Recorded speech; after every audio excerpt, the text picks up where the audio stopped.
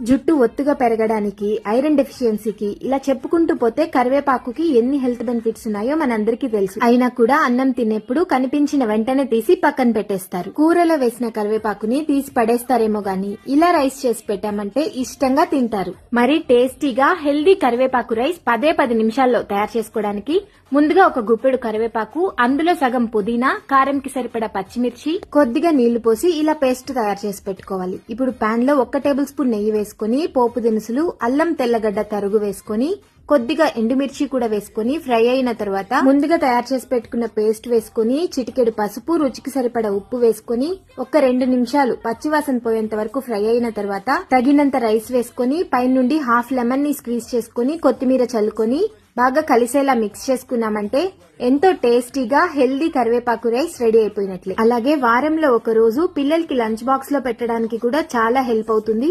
ఖచ్చితంగా ట్రై చేసి చూడండి. Thank you.